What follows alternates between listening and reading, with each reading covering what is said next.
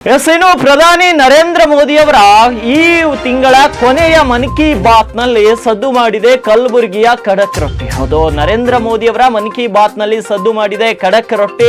ಕಲಬುರಗಿಯ ಖಡಕ್ ರೊಟ್ಟಿಯ ಗುಣಗಾನವನ್ನ ಮಾಡಿದ್ದಾರೆ ನರೇಂದ್ರ ಮೋದಿ ಅವರು. ಕಲಬುರಗಿ ರೊಟ್ಟಿ ರಾಷ್ಟ್ರೀಯ ಮಟ್ಟದಲ್ಲಿ ಈಗ ಬ್ರ್ಯಾಂಡ್ ಆಗಿ ಹೊರಹೊಮ್ಮುತ್ತಾ ಇದೆ.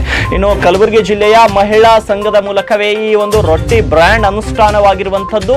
ಈಗಾಗಲೇ ಜಿಲ್ಲಾಡಳಿತದಿಂದ 100 ರೊಟ್ಟಿ ಮಾಡುವಂತ ಯಂತ್ರಗಳನ್ನು ಕೂಡ ವಿತರಣೆಯನ್ನ ಮಾಡಲಾಗಿದೆ. ಇನ್ನು ಪ್ರತಿ ತಿಂಗಳು ಕೊನೆ ಭಾನುವಾರದಂದು ನರೇಂದ್ರ ಮೋದಿ ಅವರು ತಮ್ಮ ಮನ್ ಕಿ ಬಾತ್ ಅನ್ನ ಹೇಳ್ತಾರೆ, ದೇಶದ ಜೊತೆ ಮಾತನಾಡ್ತಾರೆ. ಈ ಸಂದರ್ಭದಲ್ಲಿ ಇವರು ಕಲಬುರಗಿಯ ರೊಟ್ಟಿಯ ಕುರಿತಾದಂತ ಕೂಡ ನಿನ್ನೆ ಮಾತನಾಡಿರುವಂತದ್ದು. ಖಡಕ್ ರೊಟ್ಟಿ ಕೂಡ ಈಗ ಸದ್ದು ಮಾಡ್ತಾ ಇದೆ. ಇಂಡಿಯಾ ಮಟ್ಟದಲ್ಲಿ ಪ್ರಧಾನಿ ನರೇಂದ್ರ ಮೋದಿ ಅವರ ಒಂದು ಮನ್ ಕಿ ಬಾತ್ ನಲ್ಲಿ ಯಾವುದೇ ಒಂದು ವಿಷಯ ಚರ್ಚೆ ಆದ್ರೆ ಅದು ಬ್ರ್ಯಾಂಡ್ ಇಂಡಿಯಾ ಇಮೇಜ್ ಆಗಿ ಮಾರ್ಪಡುತ್ತೆ. 123ನೇ ಸಂಚಿಕೆಯಲ್ಲಿ ಕಲಬುರಗಿಯ ಖಡಕ್ ರೊಟ್ಟಿಯ ಕುರಿತು ಗುಣಗಾನವನ್ನ ಮಾಡಿದ್ದಾರೆ. ಕಲಬುರಗಿ ಜಿಲ್ಲಾಡಳಿತವು ಸ್ವಸಹಾಯ ಮಹಿಳಾ ಸಂಘದ ಮೂಲಕವೇ ಈ ಒಂದು ಕಲಬುರಗಿ ರೊಟ್ಟಿ ಅನ್ನೋ ಒಂದು ಬ್ರ್ಯಾಂಡ್ ಅನ್ನ ಮಾಡಿದ್ದು. ಇದೀಗ ಕಲಬುರಗಿ ರೊಟ್ಟಿ ರಾಷ್ಟ್ರೀಯ ಮಟ್ಟದಲ್ಲಿ ಈಗ ಬ್ರ್ಯಾಂಡ್ ಆಗಿದೆ. ಸದ್ಯ ಆನ್ಲೈನ್ ನಲ್ಲಿಯೂ ಕೂಡ ಕಲಬುರಗಿ ರೊಟ್ಟಿಗೆ ಸಖತ್ ಬೇಡಿಕೆ ಇದೆ. ಜಿಲ್ಲಾಡಳಿತದಿಂದ 100 ರೊಟ್ಟಿ ಮಾಡೋ ಯಂತ್ರಗಳನ್ನು ಕೂಡ ಈಗಾಗಲೇ ವಿತರಿಸಲಾಗಿದೆ. ಆ ರೊಟ್ಟಿಗೆ ಜಿಲ್ಲಾಡಳಿತ ಬ್ರ್ಯಾಂಡ್ ಮಾಡಿ ಮಾರುಕಟ್ಟೆಯನ್ನು ಕೂಡ ಒದಗಿಸಿತ್ತು. ಈಗ ಇದನ್ನೇ ಪ್ರಧಾನಿ ಮೋದಿ ತಮ್ಮ ಮನ್ ಕಿ ಬಾತ್ ನಲ್ಲಿ ಕೊಂಡಾಡಿದ್ದಾರೆ. ಹಾಗಾಗಿ ಈ ನಮ್ಮ ಉತ್ತರ ಕರ್ನಾಟಕ ಭಾಗದ ಖಡಕ್ ರೊಟ್ಟಿ ಕೂಡ ಈಗ ರಾಷ್ಟ್ರೀಯ ಬ್ರ್ಯಾಂಡ್ ಆಗೋದ್ರಲ್ಲಿ ಎರಡನೇ ಮಾತಿಲ್ಲ.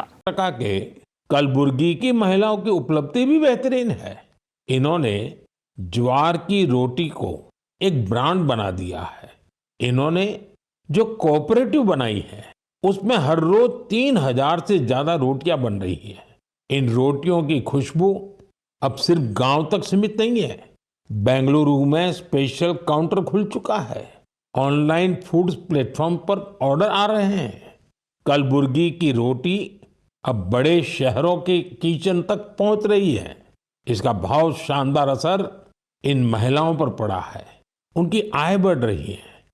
साथियों, अलग अलग राज्यों की इन गाथाओं में अलग अलग चेहरे हैं, लेकिन